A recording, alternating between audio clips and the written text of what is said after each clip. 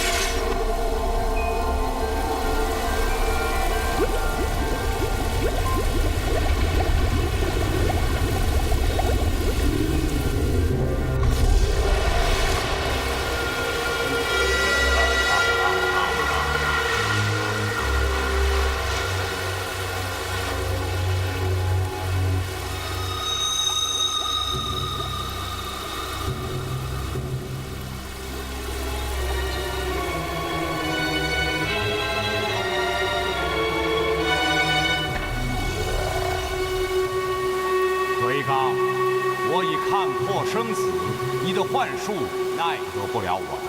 崇高，虽然你经过了124000劫的修炼，已成10丈金身，但我是你的黑暗之渊，我是不会让你统治世界的。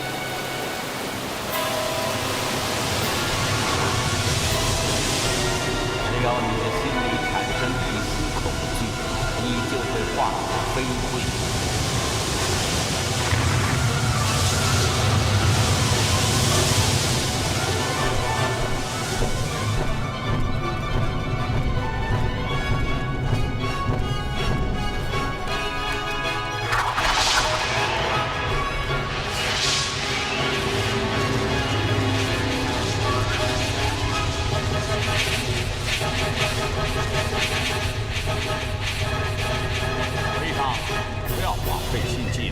本尊代表正义和光明，怎能被黑暗浸染？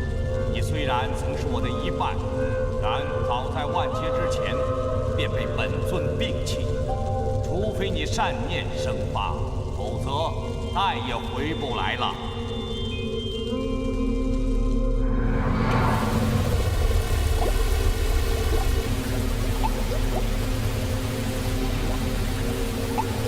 修炼之中，曾经饱受悲苦磨难，不是早就应该忘却了？你却为何仍然如此执着，暗生恨念，乃至在黑暗之中竟会超然幻化，形成了另外一个我？回刚，你虽然像我一般拥有无上的法力，却永远无法进入光明之中，这难道不可悲吗？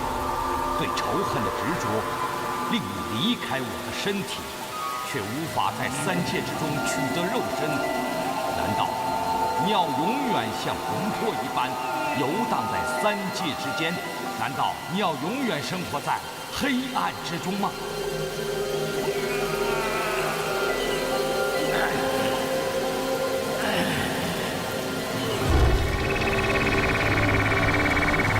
放弃恶念，放弃仇恨，回到本尊体内，你会重回光明之中。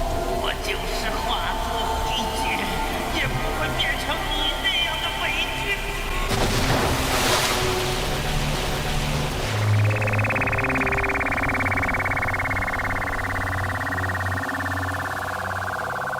回刚有大法力于身，他不生发善念，必然为祸将来。太上道祖，您是道法之源，万神之祖，可有妙法化解？恐怕一切只得顺其自然。而今天界封神已毕，诸法归宗，众神共议。琼高先生以大道德、大法力，被公推为新任天帝，谥号高天上圣玉皇大天尊玄琼高上帝。众神见爱，琼高何德何能，敢居此位？此乃万法之天数，非任何先圣神力所能为之。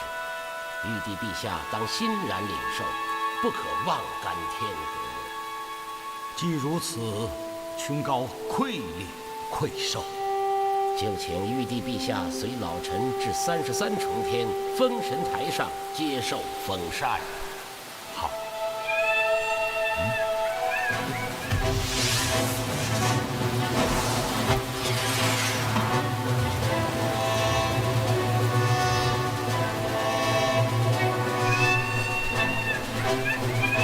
大胆孽畜，竟敢造次！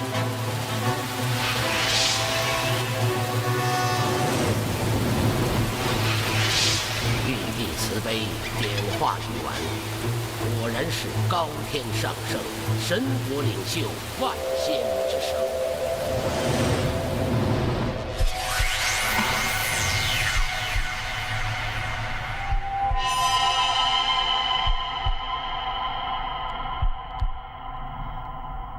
今后必成大难呐！孽畜，你伤生无数，还不反正，更待何时？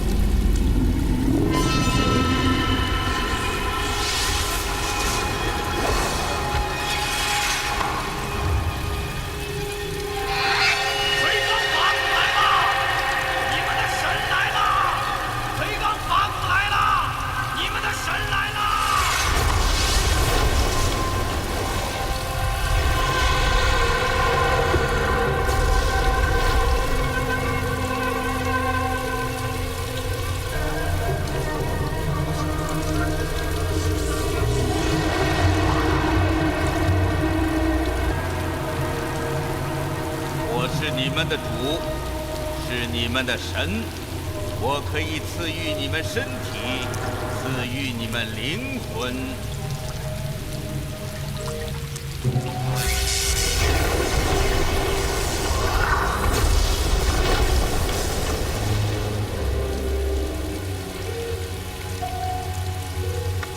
叩见法祖。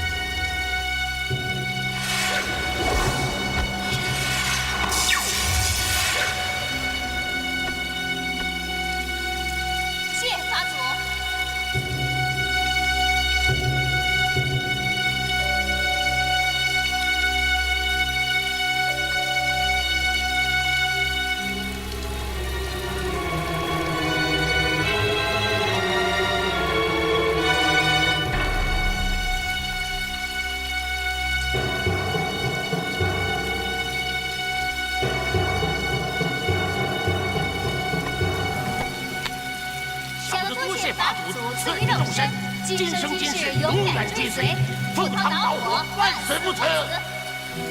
起来吧，是法祖。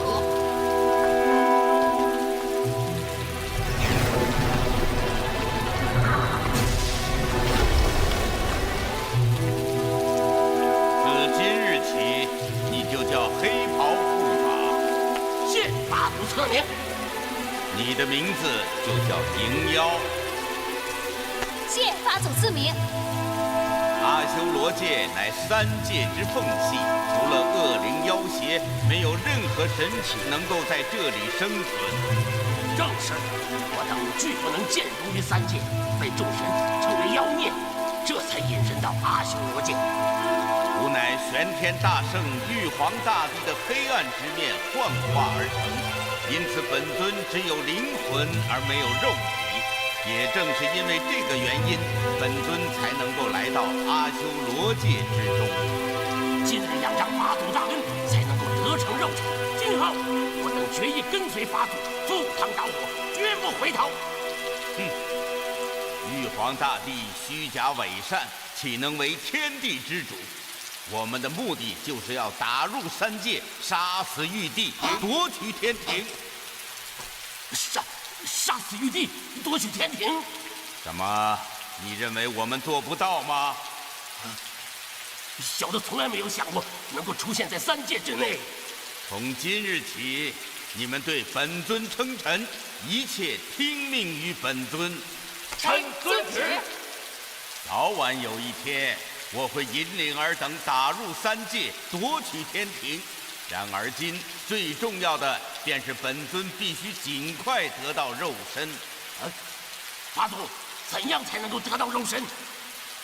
最简洁的办法便是接受人世间精血的供奉，需要999个男人的阳气，999对童男童女的精血，以及999个刹女的阴精。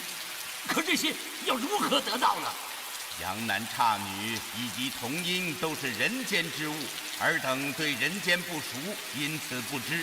要得到这些，就必须要有帮手幻化成精，下凡到人间，从人间获取。可法祖，我们要到哪里去找帮手呢？天界的童华宫中关押着大批上古巨怪，这些神妖巨怪都曾是私自下凡祸乱人间之辈，后为天神所擒，关押在童华宫内。只要能将他们其中的一二救出，事情便好办了。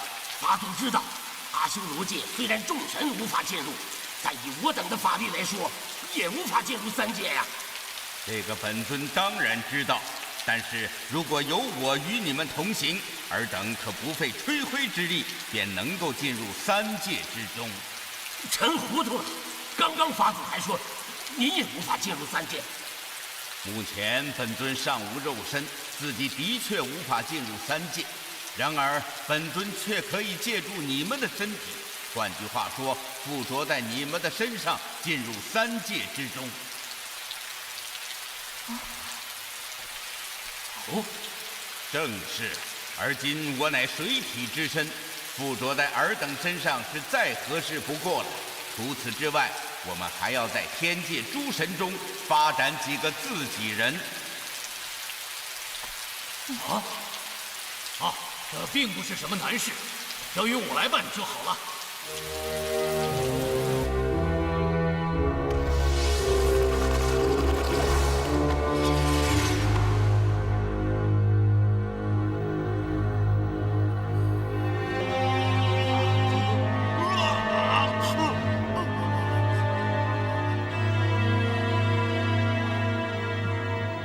你好像很惊慌啊。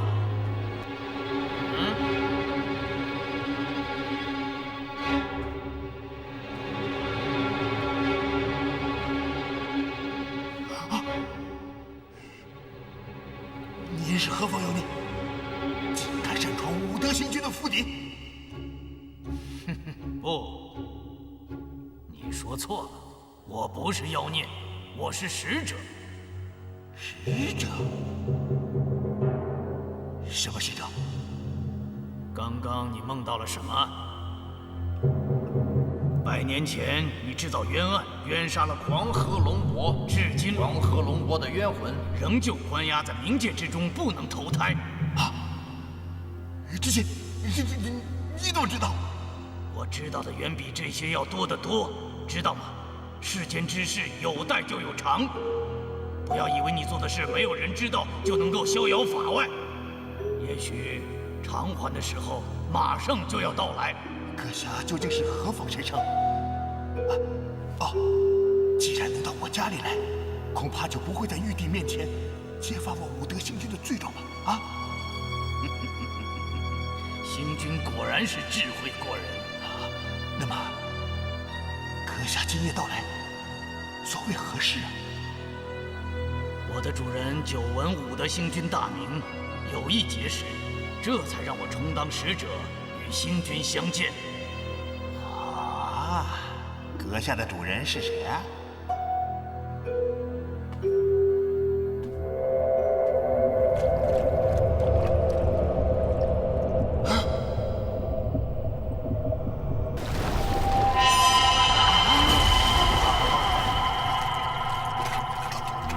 你很好，很好。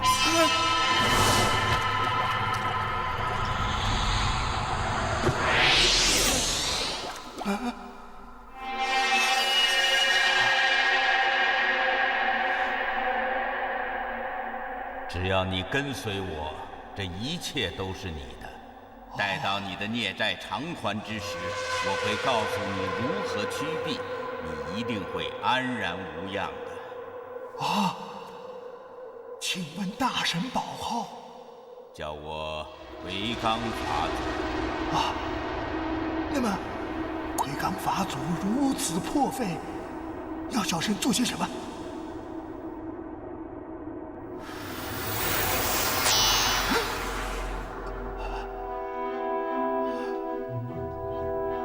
知道了吗？魁罡法祖是要小神放上古巨怪肾、九婴和巨蟹下界。本尊知道，武德星君负责天庭安全，关押上古怪兽的天狱重华宫，便是你全权负责。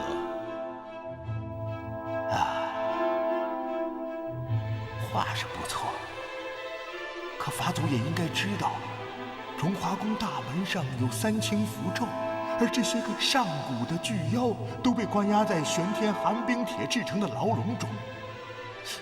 小神怎么可能明目张胆地将他们放出来呢？这些本尊当然知道。如果有一天天庭大乱，你会有机会做这件事情吗？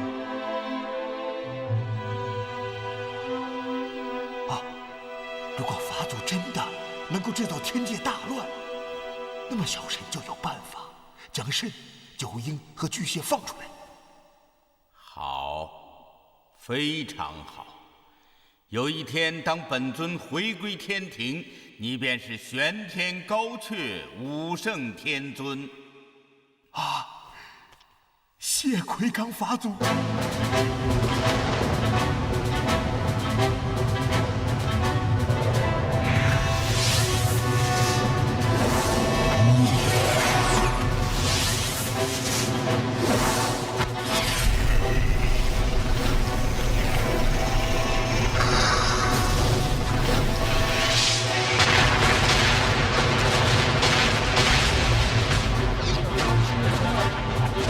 怎么回事啊？启奏陛下，一条如山岳般大小的巨蟒突然冲入天庭，发起攻击。哪里来的妖孽，竟敢如此大胆？探探海会大神，臣在。立刻率天兵天将擒拿此贼。臣遵旨。老人及虚日马，防日兔虚日鼠，随本尊迎战。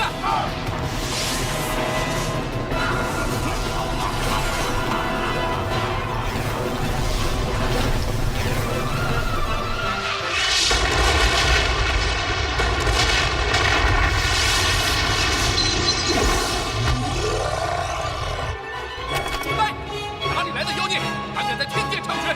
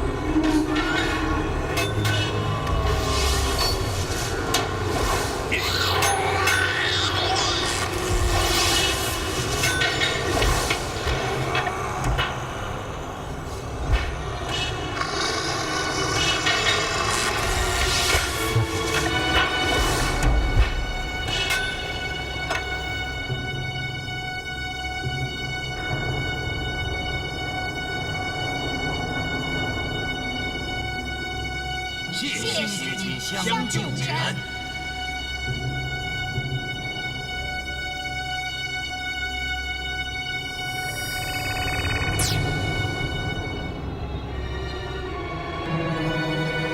到阿修罗界的弱水河畔去见奎刚法祖。我已经揭去崇华宫大门前的3清符咒，尔等立刻离开。是。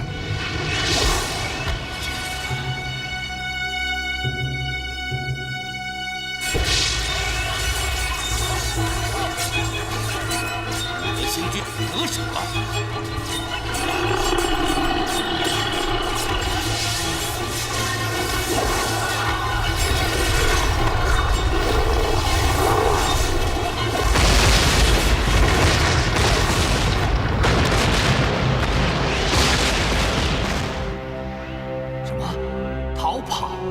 正是，臣率4日星官及数百贴丁迎战，原以为能够顺利擒拿巨蟒，不想此妖法力高强，竟有通天彻地之能，尤其是他能发出五雷闪电火龙，竟然是只有陛下才会的五雷绝法，臣等竟不能敌。然而不知是何缘由，那妖怪与臣等周旋片刻后，竟然自行离去了。他向哪里去了？向东方去了。依臣想来，此妖如此巨大，恐怕只有东瀛大海能够容纳其身。北海归墟之地，乃百川汇纳之所，深不可测，其内多上古妖怪邪祟。这巨蟒很有可能是归墟所生啊！陛下圣明。你刚刚说这巨蟒会使五雷绝法？正是，此乃臣和4日星官亲眼所见。不可能，绝不可能！五雷绝法乃是朕的独门法学，一个区区妖孽怎么可能会用呢？陛下，三太子说的极是，此乃臣等亲眼所见，绝无虚假。启奏陛下，刚刚巨蟒袭击天庭之时，崇华宫不知为何大门洞开，上古巨怪独龙肾、蜈蚣精九婴、蝎子精巨蝎3怪趁机逃脱下界去了。啊？什么？正是。肾、九婴、巨蝎都是上古巨怪，独龙妖肾善于点化庄园，诱捕人类鸟兽。所谓海市蜃楼，说的便是蜃毒之力。大禹治水时，肾被禹王所擒。九婴乃是阴气成精，化为蜈蚣，危害人间，为少昊时大神后羿所擒。巨蝎乃是阴阳之精合体所产之妖，500年前为齐天大圣孙悟空在西天路上所擒。这三妖法力高强，尖角多战，此次下凡为妖，作祟人间，实为可虑。崇华宫禁卫森严，又有太上道祖伏蝶镇妖，大门怎么可能莫名其妙地打开？而且上古巨怪皆关押在玄天寒冰帖所住的牢笼之内，这3怪怎么可能自行摆脱牢笼，逃离羁押之地？这内中定有蹊跷。葛仙翁，陛下，你负责查查此事，务必要水落石出。臣遵旨。关口2郎显圣真君杨戬率麾下秦王，现在殿外候旨。请显圣进殿。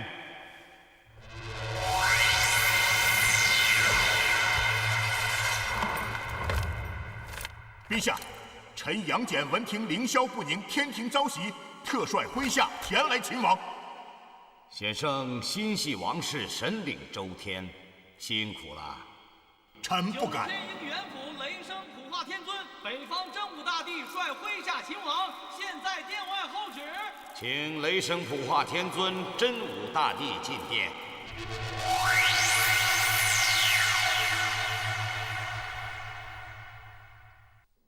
陛下，臣等闻听妖孽袭击天庭，特来秦王。2位上神辛苦了。此妖法力通天，竟能通晓朕的五雷绝法，实在令人感到万分诧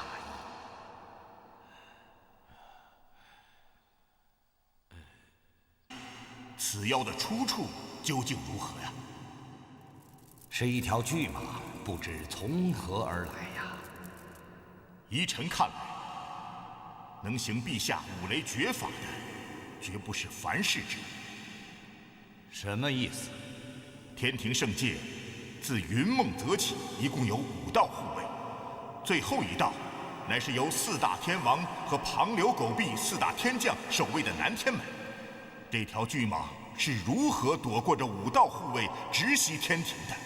陛下不觉得奇怪吗？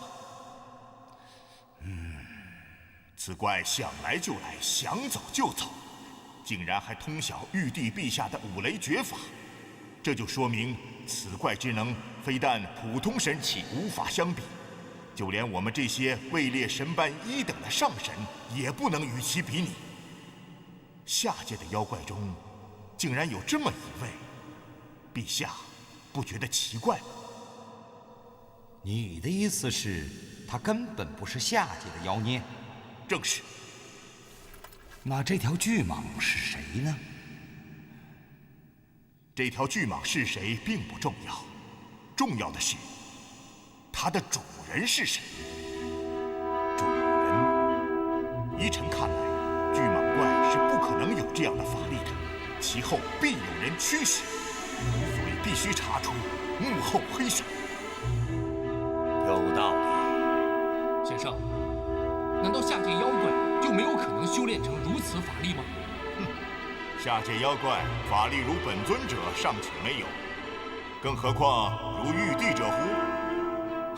师叔如此肯定。小郎如若不信，可以一试。师叔法力高强，小郎岂敢不信？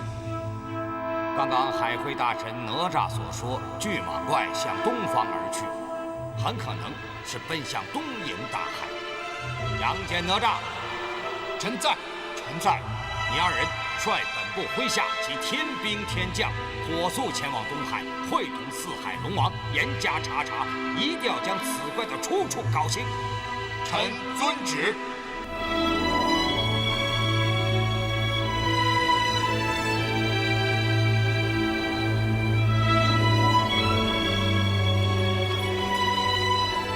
师叔，小郎，怎么样？前军有何发现？我刚刚问过前军统帅奎木狼和猛龙姬，没有任何发现。那条巨蟒竟然像是天界蒸发一般，不见了踪迹。师叔，你在想什么？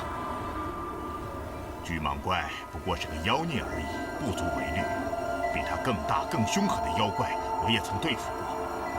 可虑的是，究竟是谁在使用五雷法呢？使用五雷法的正是那巨蟒怪。不，绝对不是。师叔怎能如此肯定？五雷绝法乃是玉帝心苗所发，神髓所致，历3万劫苦修而得的独门神技，法力之强无与伦比。那蟒蛇精算什么东西？怎么可能掌握玉帝的独门法学？可是我当时是亲眼所见，那蟒蛇精的头顶之上发出了五雷绝法。你再想一想，即使真的是玉帝将此法传出，以学习者而论，没有3万劫的修炼之身是根本无法办到的。而那条蟒蛇精修行不过10000年，法力不过尔尔，怎么可能掌握如此大法呢？师叔，您的意思是？一定有一个可怕的东西在操纵巨蟒怪，而且此物与玉帝的法力几乎相等。什么？与玉帝法力相等？正是。如果此物得到3界之中，为祸天界人间，不要说你我，就连玉帝也未必能够抑制。这才是最可怕的，也是我最担心的。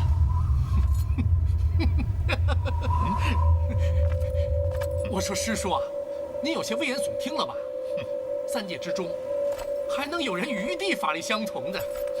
在此之前，你曾见过有谁使用过五雷绝法吗？先生，海会大神，前面已到东瀛大海。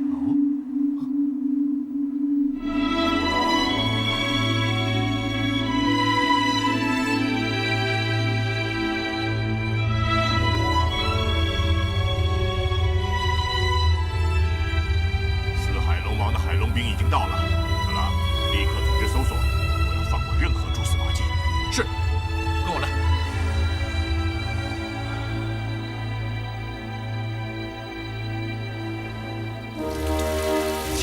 当法祖相救之恩，我等情愿追随法祖，赴汤蹈火，害死不死。尔等出身上古，法力高强，有的对抗过老天帝少昊，有的对抗过治理的大人，有的对抗过天神后羿，是为英杰士也。谢堂主夸奖。起来吧。本尊今欲遣尔等下凡为妖，主要是要尔等施展法术，聚集凡间各路妖神，四处抓捕阳男差女及童婴，每样999只数，总共3996人，而后送至阿修罗界。本尊吸食阳男刹女及同阴阴阳之精，便可迅速形成肉体。到那时，率尔等攻进三界，杀入天庭，消灭玉帝，成其大事。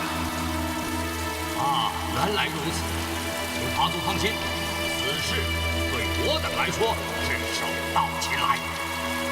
不可掉以轻心，玉帝绝不会善罢甘休，定会派出大神四下寻找尔等的踪迹，尔等要小心为要。是。甚善于变化，精通点化诱人之术，更兼聪明绝顶，能知过去未来。此次下界行事，本尊委你全权，九婴巨蟹从旁辅佐。谢法祖信任，谨遵法祖号令。尔等立刻下界行事，尽快凑足3996只数，万不可千言耽搁。请法祖放心。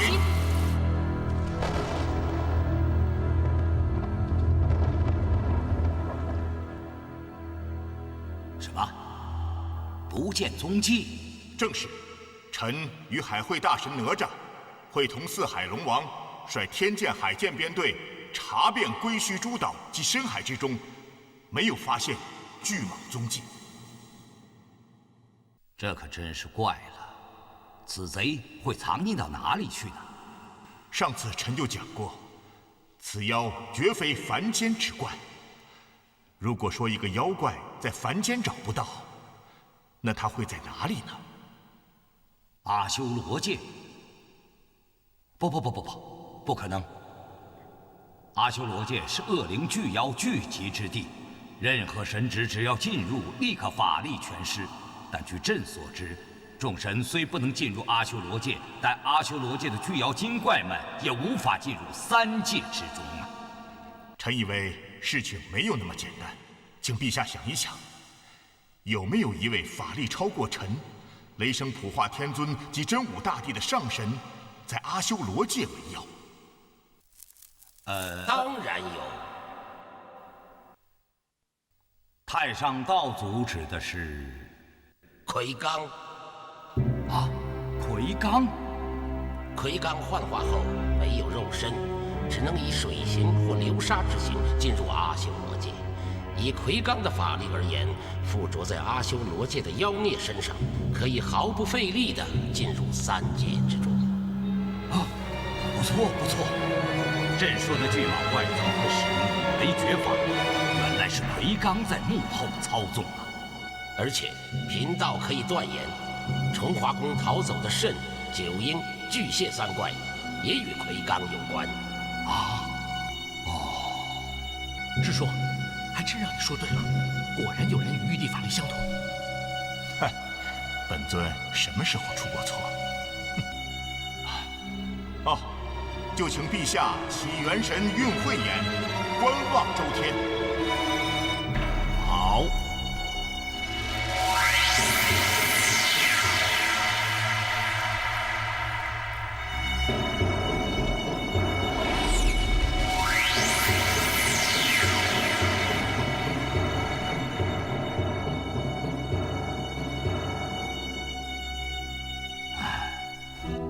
已经看不到魁罡的踪迹，朕只看到了蜃、九婴和巨蟹三怪正在人间作祟。贫道明白了，此乃声东击西之策。哦，怎么个声东击西啊？陛下，以魁罡目前的情形，要怎么样才能以最快的速度得到肉身，进入三界？如果魁罡真有这样的打算，那就必须要使用邪道。玉帝乃三界至尊，不管神道邪道，都难逃法眼。以陛下之见，魁罡如欲速得肉身，有何邪术可以助其办到？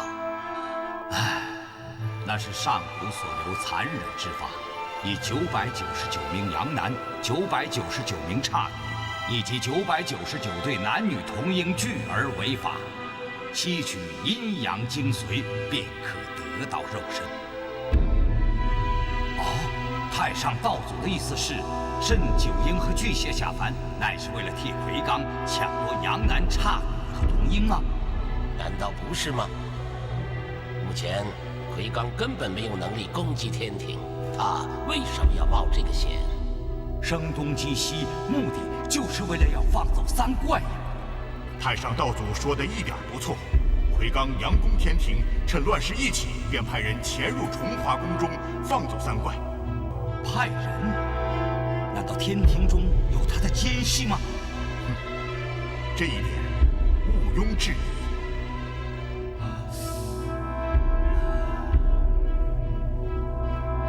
陛下，这个魁罡究竟是何方神圣？怎么会有如此巨大的法力？魁罡便是我的黑暗一面呐！什么？魁罡是陛下？3万劫前，朕已苦心抛弃内心的黑暗。那时，朕以为彻底消灭了自己的阴暗面，不想我的阴暗面竟然独立幻化成了个体，脱离我的肉身而去。世间竟然有这等事情！200年前，封神已毕，朕受禅为玉帝，魁罡借孔雀之腹幻化，逃入阿修罗界。朕粗心大意，放走了魁罡，恐3万年后三界将现大劫。哦，是什么大劫？此乃天机，不可泄露。劫数一成，恐难挽回。陛下，此劫可以化解否？可以化解的，就不叫劫数了。劫数必然到来，然此恶很快可解，但必须找得一位3界大护法，有了此人，方可化解灾恶。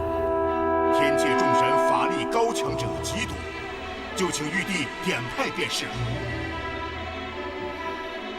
这位护法大师必须是天生地长，肉身成圣。斗战胜佛孙悟空乃是天产石猴，天生地长，肉身成圣，为太乙混元一气金线。虽然如此，然斗战胜佛却未在佛界，是有佛劫之人，以出世为念，不在劫数之中。而这位护法大师，则必须身在3界，又在3界之中无极，既不在天地海众神之列，更不是世间的凡人。这可难找了。凡诸天分8400万毛羽，天设地造，肉身成圣者不计其数，尽在天师葛仙翁掌握的天机之中。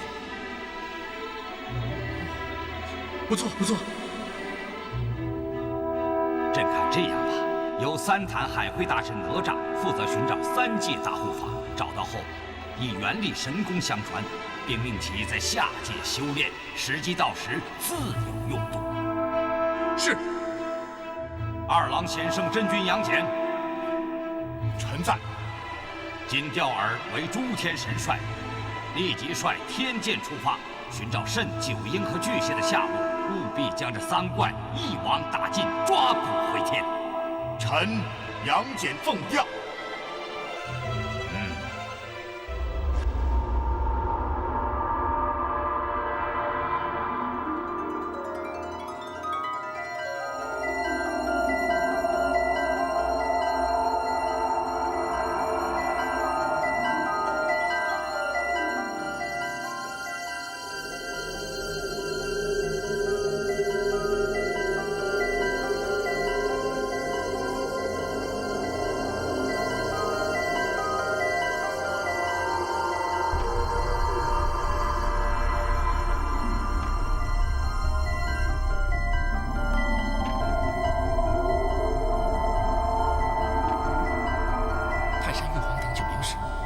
34000劫，当于50年未8月18日幻化成人身。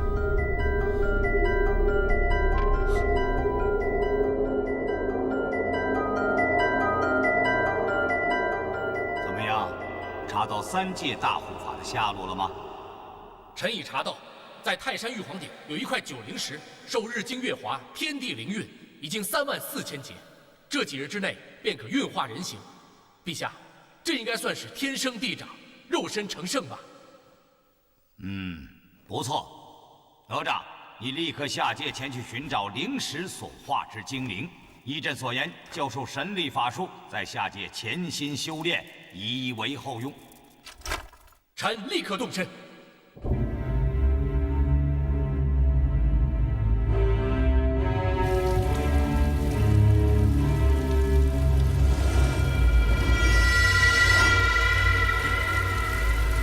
法祖，法祖！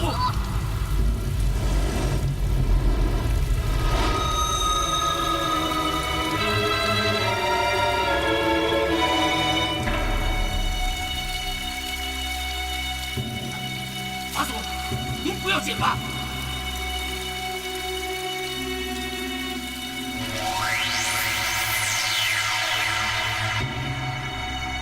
臣已查到，在泰山玉皇顶有一块90石，受日精月华，天地灵运，已经34000节，这几日之内便可运化人形。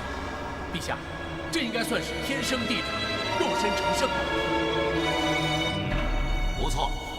哪吒，你立刻下界前去寻找灵石所化之精灵。依朕所言，教授神力法术，在下界潜心修炼，以为后用。臣立刻动身。看起来玉帝已经知道黑袍护法袭击天庭乃是伪武操纵，他正在准备寻找一位护法大师来对付我们。护法大师，正是，他们选择的是泰山玉皇绝顶之上的90石。一块石头有何可惧？这块巨石在3天之后将会运化成人形，此人不除，必生后患。可怎样才能将其除去？灵妖，你立刻赶到朕在首阳山中点化的庄园，告诉他，立刻赶至泰山，趁护法大师刚刚运化，全力上过之时除掉他。是，弟子立刻动身。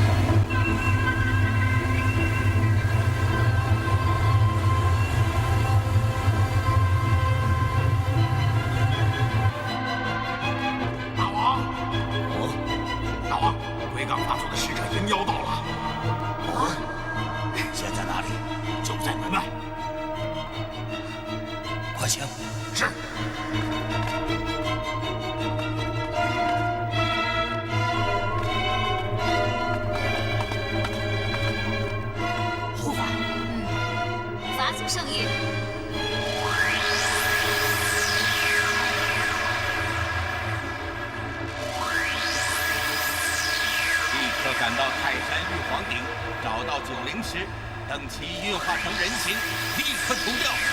是。法祖要我嘱咐3位，此事非常重要，切不可掉以轻心。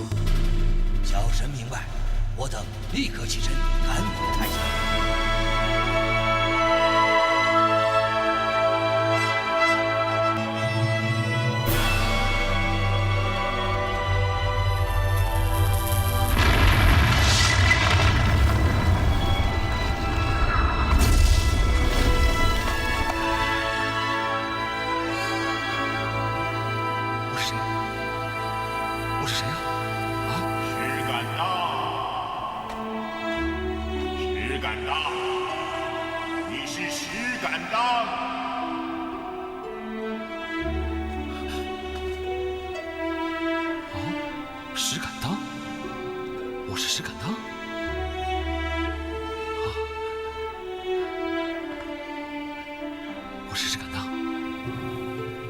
我是石敢当。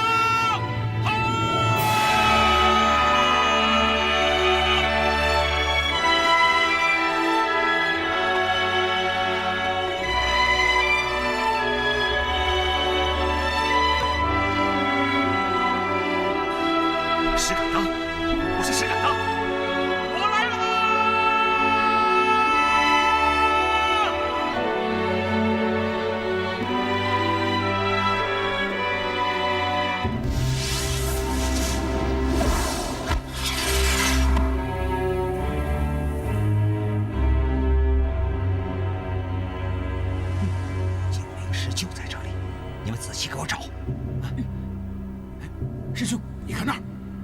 啊！不好，这厮已经运化成人，离开了这里。师兄，早就听说你能预知过去和未来之事，现在正好用上。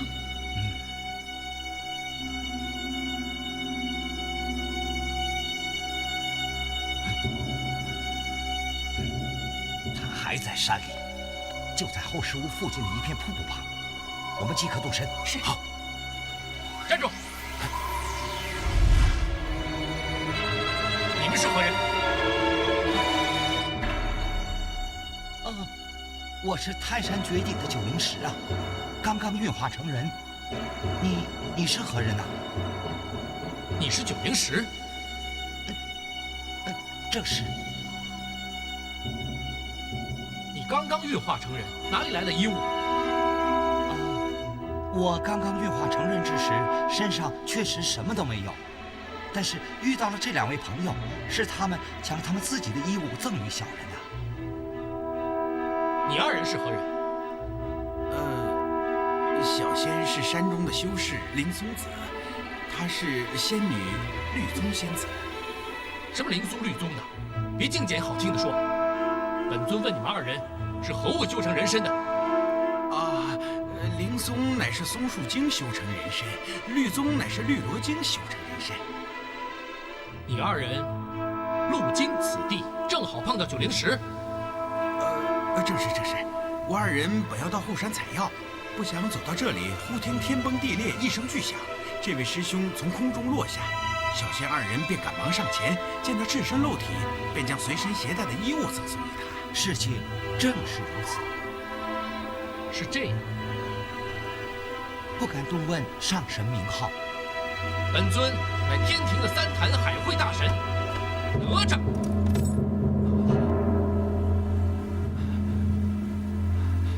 上神原来是天下闻名的哪吒三太子，我等失礼，上神莫怪。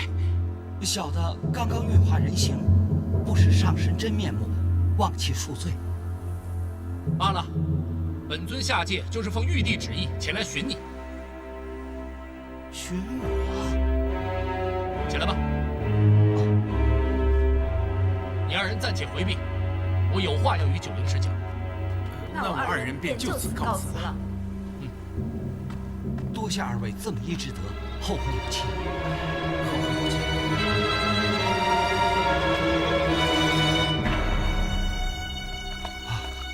上神，好教尔得知，尔虽然只是天生地长一石精，却蒙玉帝钦点为三界大护法，身份极其特殊，今后要委以重任。玉帝之所以派本尊前来，就是要本尊做你的老师，传你法力武功。你要潜心修炼，以备后用。真的？当然是真的。小神得蒙上神眷顾，收为弟子，实乃三生有幸。师父在上，请受小徒叩拜。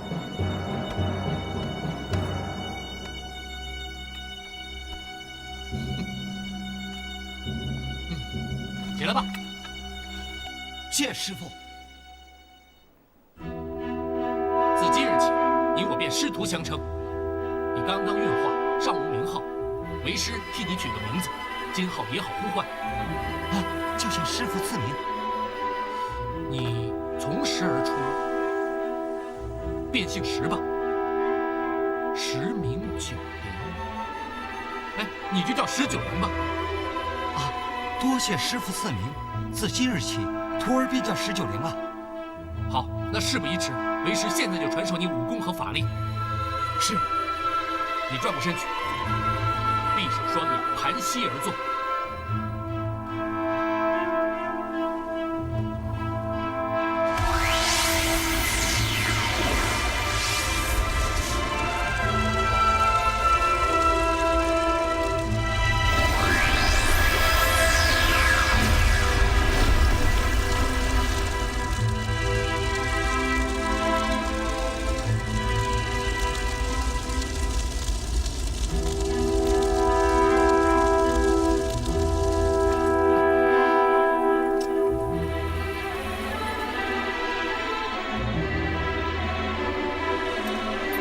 起来吧。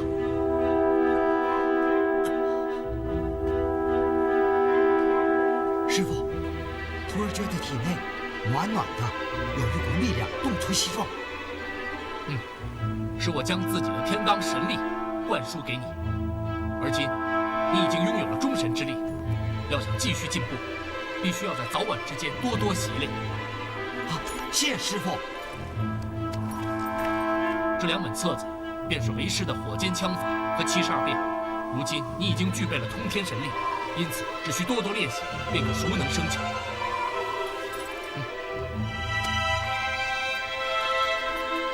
谢师傅。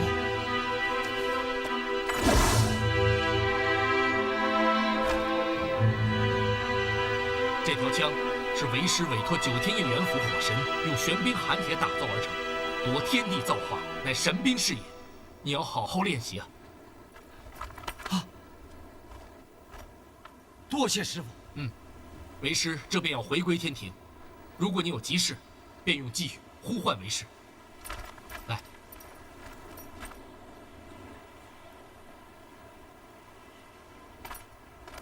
这便是呼唤为师的寄语，你记下了吗？徒儿记下了。那为师返回天庭去了。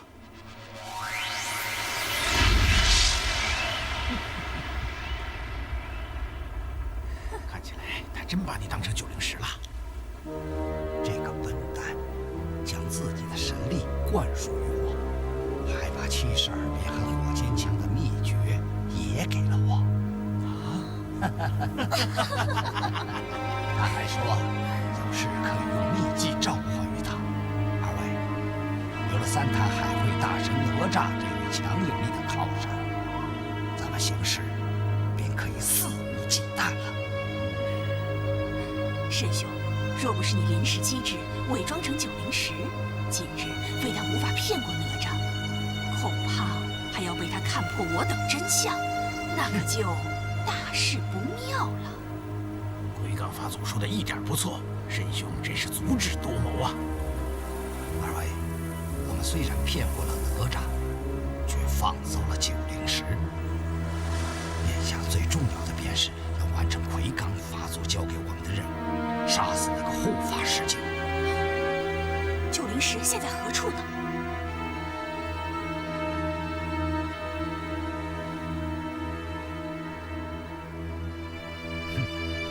他也向山外走去，我等立刻追赶。好。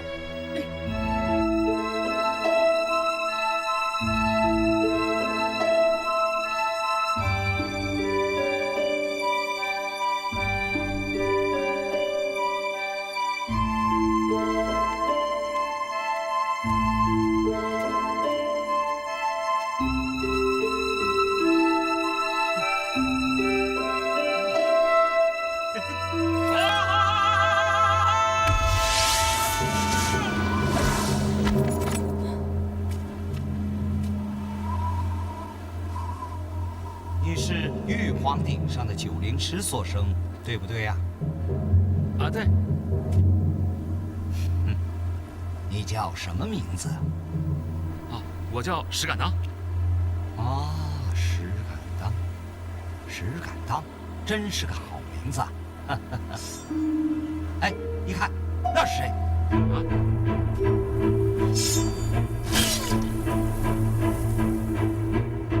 不明白是吧？其实我也不明白，刚出生就要死了，真悲惨。小子，愿自己的命苦吧！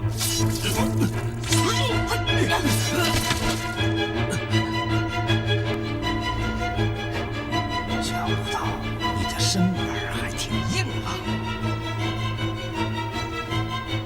砍下他的脑袋！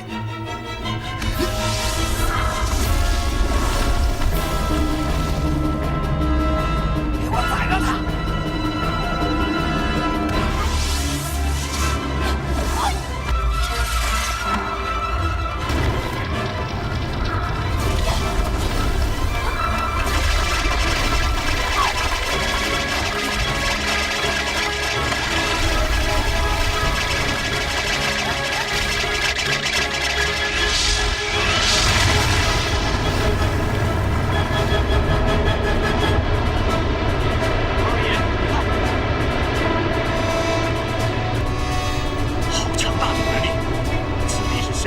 蜃九鹰和巨蟹。正是。众神随谋，下界擒妖。是。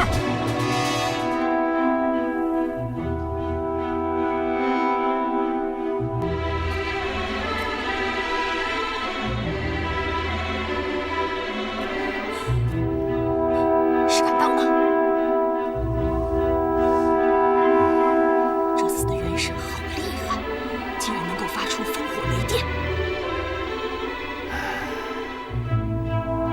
死人的元力之强，是我平生仅见，就是当年神宫射日的大神后羿与之相比，也少去一筹啊！哦，这么厉害，这就是魁罡法祖对他如此忌惮的原因。那我们该怎么办？必须尽快除掉他。一旦他修炼得道，与元神合璧，到时不要说我们，就是魁罡法祖也奈何不了他。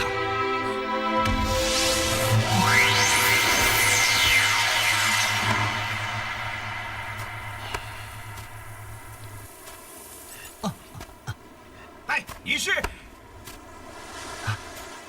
这位上神，有事吗？你们是什么人？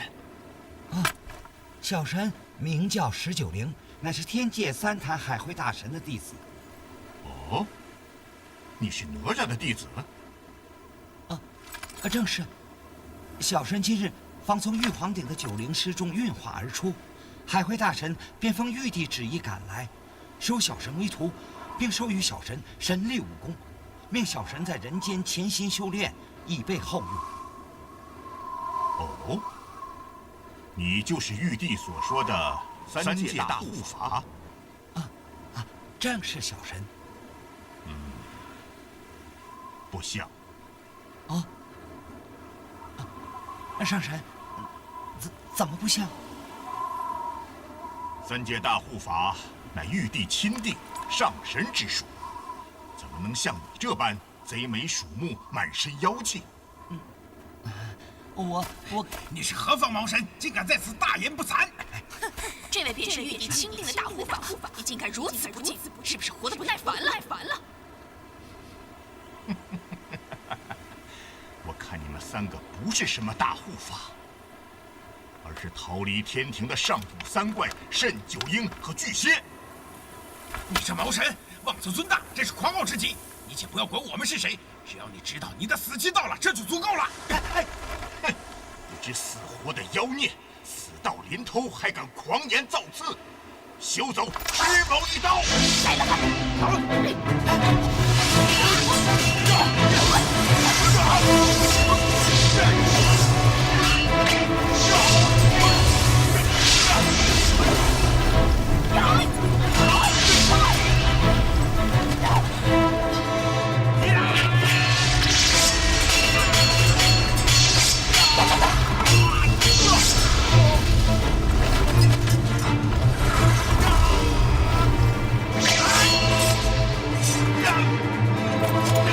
请上神手下留情，小神有话要说。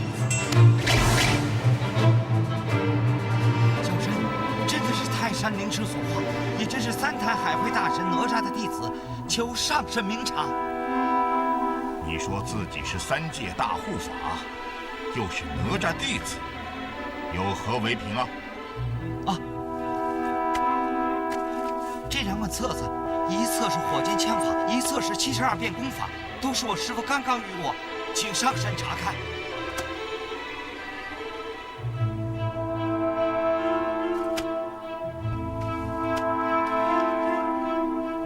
这二人是何方妖孽啊？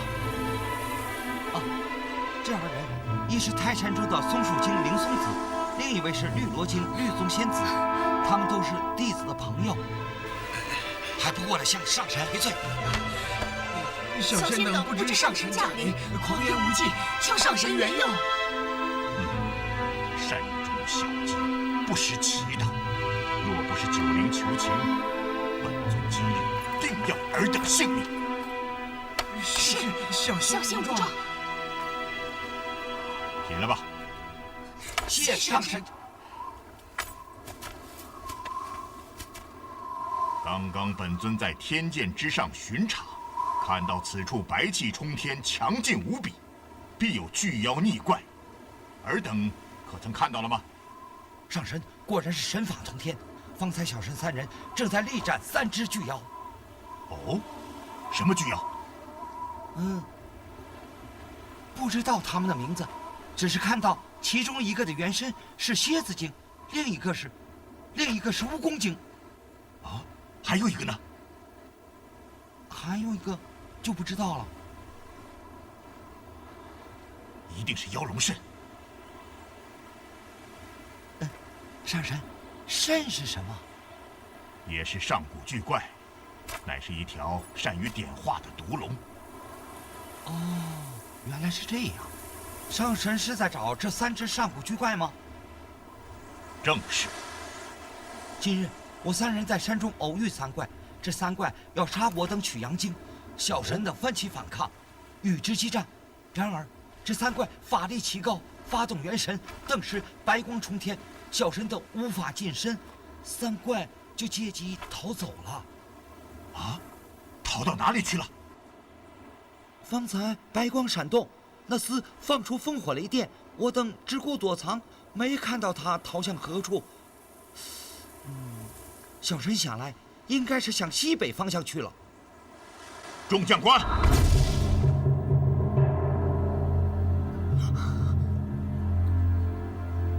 向西北方向追赶！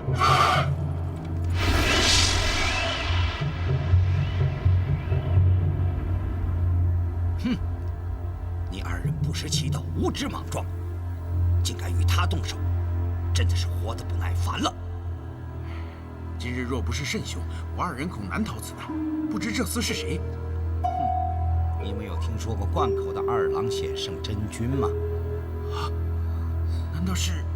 就是那个500年前曾擒拿齐天大圣孙悟空的2郎神杨戬。哼，正是。杨戬被我骗过，去找石敢当了。